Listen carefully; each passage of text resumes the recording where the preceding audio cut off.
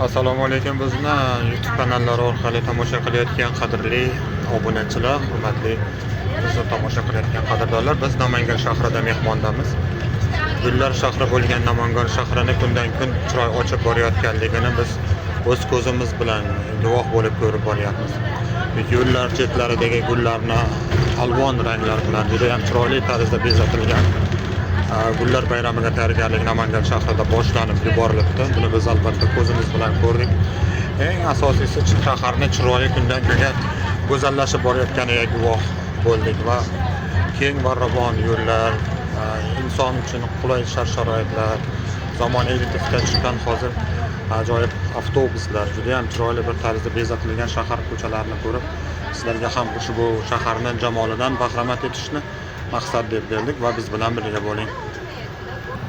Biz aynan shu avtobuslarni mana shu ko'chalarda juda ham chiroyli shaharni ko'rkga qo'shadigan zamonaviy tipdagi avtobuslarni ko'rib, aynan shu avtobusga chiqib sayr qilishni o'zimga maqsad deb bildim. Sababi avtobusdagi qulay sharoitlar insonlar uchun, ya'ni yo'lovchilar uchun juda ham salqin, shinam zamonaviy tipdagi avtobuslarni ko'rib, ko'zlar quvondi. Go'zal bir binolar, ajoyib shahar, tiniq va ravon ko'chalar. Mana ko'rib turganingizdek, avtobusimiz ichida juda ham salqin havo.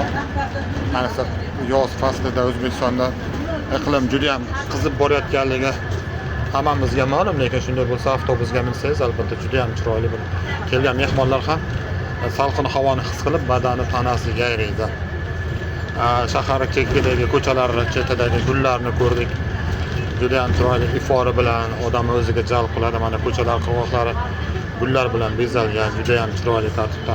Ayniqsa meni ko'zimni quvontirgani, mana shahar ichida mana bunaqangi qatnovchi avtobuslar juda ham ko'p. Xalqqa juda ham qulay va arzon sifatli avtobuslarda yurib xalq maza qiladi, ham salqin. Mana ko'rib turibsiz, gullarni rang-barang tarzda juda ham chiroyli ekilgan. Uzoqdagi uchun kadr bu darajada ko'rsatib bera olmayapti, lekin qarshisida tursangiz albatta gullardagi iforni his qilasiz.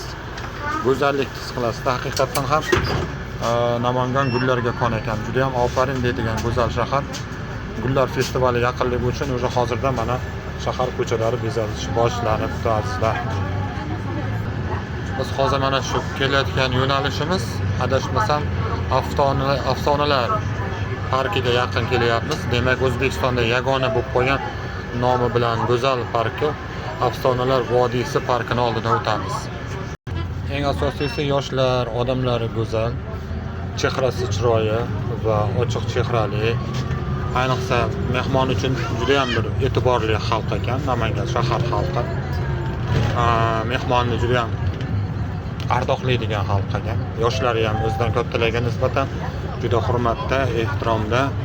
Xullas, bitta ko'rganingizda, shahar ichiga kirib kelganingizda insonlarning xulq-atvori, odob axloqi, ta'lim tarbiyasiga qarab turib, Namanganda haqiqatan ham pok niyatli insonlar yashashligini amin bo'lasiz va yana bir karra guvoh bo'lasiz. Mana biz o'sha aytib o'tganimiz Namanganda O'zbekistonda yagona bo'lib turgan ajoyib saylgoh, ya'ni maydon Afsonalar vodiysi parkidan o'tyapmiz azizlar. Ana o'sha mashhur bo'lgan Afsonalar vodiysi parki. Biz shahar ichiga hali kirib kelganimizcha yo'q, lekin albatta shahar boshlanish qismidamiz hozir. Mana biz o'sha sizga aytib o'tgan, ma'lum qilayotgan Afsonalar vodiysi parkidan o'tib boryapmiz. Ko'chalarda go'zal imoratlar. Eng asosiy yo'llarni tozaligi, ozodaligi, faqat ozgina torligini hisobga olmaganda tekizligi, ravonligi haydovchilarga juda ham chiroyli bir qulay sharoit yaratgan. Yo'l chetida mana bunday chiroyli ko'rinishga ega bo'lgan inshootlarni yangi qad ko'tarayotganligiga guvoh bo'lyapmiz. Kelgan mehmonlar haqiqatan ham Namanganga kirib kelishdayoq Namangan shahari o'zgacha bir gullarga konligi va gulni sevar xalq ekanligini mana shu yo'l chetida bezatilgan gullardan ham guvoh bo'lib ishonch hosil qilasizda.